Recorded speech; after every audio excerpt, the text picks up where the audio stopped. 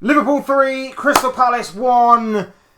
Liverpool move up to 4th, and that should pretty much be done and dusted as far as what the top 5 conversation is concerned for the Reds. Hey guys, welcome to the channel, welcome to another video. Today's video is going to be the not so instant match reaction to Liverpool's 3-1 victory this afternoon against Crystal Palace at Anfield. Goals from Alexander Isak, Andy Robertson, and of course Florian Wirtz all helped Liverpool towards a big and important 3 points as the Reds leapfrogged Aston Villa to climb into 4th, only behind Manchester United on, I believe, I don't even know what it would be. I assume it's goals scored. That we're only behind Man United on at this current moment in time, and they're only ahead of us by 1 goal. Obviously, things could be very different by the time Man United play Brentford on Monday, and of course, we've got a massive game ourselves coming up against Manchester United very, very soon. It's on the horizon, so there's a lot to consider going forward in terms of the top 5 race, but I think I can safely say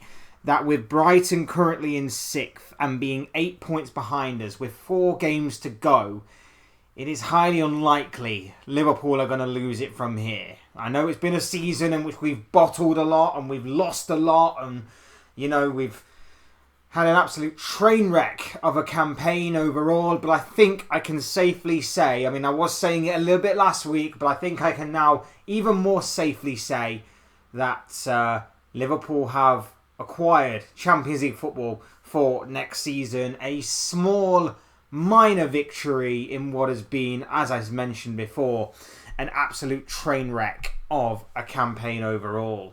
We're going to be talking about the game, though, the Crystal Palace versus Liverpool game. We're going to talk about the performance, the result, and everything else in between. But before we go any further in discussing all of that and much more, I would like to remind you all to please like the video and also subscribe if you are new. Both things are always and probably greatly appreciated. And of course, I encourage each and every single one of you to get involved in the comment section down below. Use and abuse that section, people. Talk to me on the performance and result of Liverpool Football Club today in their big 3-1 win over Crystal Palace. I'm sure what you have to say will make for great and interesting reading, so really do appreciate it.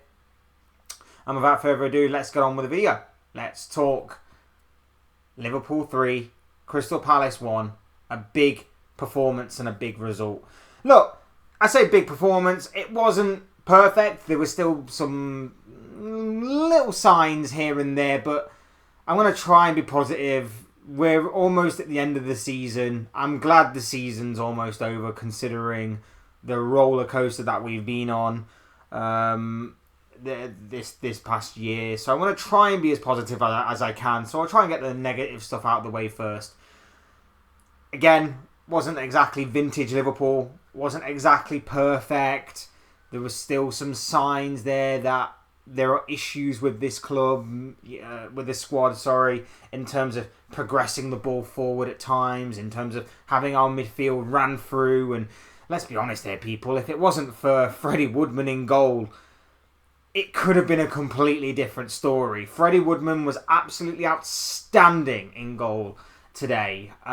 Really helped Liverpool towards those big 3 points. His saves were crucial, and none more crucial than, of course, the second, the save he made in the build-up to the second goal. We'll touch upon that in a little while, but yeah, Palace did create a number of good opportunities. They just didn't take them, and part of the reason why they didn't take them was because of our third choice goalkeeper.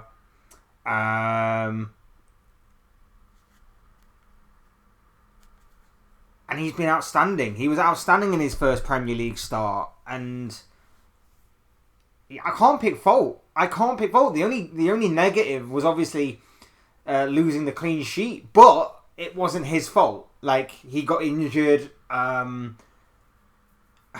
It's not a head injury, so the referee has every right to play on. I feel like you can maybe you can maybe...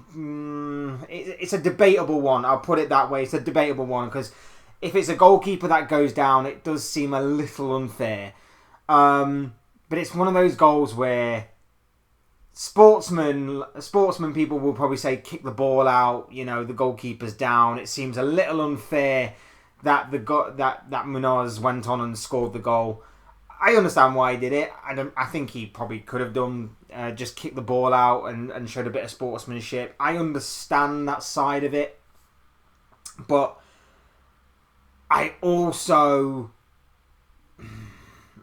understand why the referee didn't stop the game because it wasn't a head injury, but I also understand why Munoz would just put the ball into the back of the net. And it was a very good finish, by the way. I'm not taking anything away from the finish, but I understand why you would argue for sportsmanlike conduct, he should have kicked the ball out. I understand why there's an argument against the guy. I understand why a lot of Liverpool fans were fuming, and I wasn't exactly happy in seeing it myself, to be perfectly honest with you. I'm more on the sportsman side of things. If it was an outfield player, 100% play on, it's fine, as long as obviously it's not a head injury. But with the way that obviously it was the goalkeeper that went down, it did seem a little unfair. But I see it from both sides, and if I'm being honest, I'm slightly leaning more towards the Crystal Palace players' side on this one. Just play on, because again, you kind of be a little bit annoyed if it was the other way around, but it is what it is. But either way, that goal didn't factor in much. It could have done, like I say, if it wasn't for Wood winning goal, it could have done, but it did not. First goal, Alexander Isak shot. Nice bit of build-up play from Liverpool, comes out to Alexis McAllister. McAllister has a shot on goal. I'm sure it was a shot on goal and not a clever pass, but for the purposes of rival fans, what a pass by McAllister. Quality ball by McAllister. Finds Isak, takes it really well, and then finishes it pretty good on his left foot. Not the cleanest of strike, but I think it didn't need to be, obviously, to beat the goalkeeper. Loops over the goalkeeper after hitting it into the ground, and it's a very well taken finish by Isak. And it's a bit of an awkward one because it's sort of like too little too late kind of thing, and obviously, but it is good to see him back on the pitch. It is good to see him get the minutes, and hopefully it is all in preparation and build up for next season. I know obviously he's got a World Cup to go to, and hopefully he can do very well for Sweden in that World Cup for him. But hopefully this is all in build-up and preparation for next season, because it's going to need a massive, massive season, especially now that obviously Ekitike is going to be out for at least half of it, and there's no guarantee that even he will come back to being at his very best. So big up Alexander Isak, the guy right here, for scoring such a big goal. Not long afterwards, Liverpool doubled their lead. Like I said, Freddie Woodman starting the attack with a wonderful save. And then all of a sudden, Liverpool counter-attacked. And it was almost like we had just been teleported back in time to Jurgen Klopp era. The counter-attack was very, very good. Florian Wirtz holds the ball up really well, works a bit of space, plays a lovely ball to Curtis Jones. And Curtis Jones releases it pretty early for Andy Robertson. Very, very good play from Curtis Jones. A lovely feeding of the ball through to Robertson. And he takes it like a striker. I was expecting him to slice it, put it wide, blast it over the bar. He finishes it really, really well, Robertson. So fair play and credit to the guy, because obviously a wonderful, wonderful way. And obviously as he's counting down the days and games towards the end of his Liverpool career, at least we've got that to somewhat remember him by. So fantastic finish by Andy Robertson. As I mentioned, later in the second half, Crystal Palace get a goal back. Bit nervy, bit of tension. I've already addressed the goal, don't need to address it again. But then Florian Wirtz takes his goal superbly well, just to kind of kill the game off in the dying stages of the game. Wonderfully well taken goal, lovely little layoff by McAllister. and it's just smashed into the back of the net by this guy. Like, fantastic strike, clean strike into the top corner, and it rounds off a very, very good result for Liverpool. Like I say, performance-wise, bit hit and miss, more hit than miss I will give, and again, I'm not going to be overly critical. You know my thoughts, you know my feelings. I do feel like 3 wins on the bounce is brilliant, great to write home about. Still haven't changed my perception and thought process on the manager. I still think we need better. But whilst everything's going well, try and be as positive as I can. But like I say, it's a little too late, in all honesty. It's a little bit, where was this earlier on in the season? Now that the real pressure's off, is this just Liverpool coming to the table finally? Is this other teams not necessarily taking it seriously? Because I do feel like if Palace maybe didn't have one eye on a Europa Conference League semi-final, maybe they would have taken it a bit more seriously. But we'll never know. We'll never know for sure what the case is. But Liverpool, brilliant result. Massive 3 points. 3 wins on the bounce. Things are looking okay right now. I feel like we are a ticking time bomb though. So these next 4 games coming up, secure top 4. Make it mathematically impossible for the likes of Brighton to catch us in the top 5.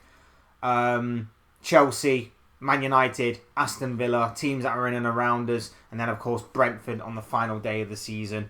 Sound as far as what I'm concerned.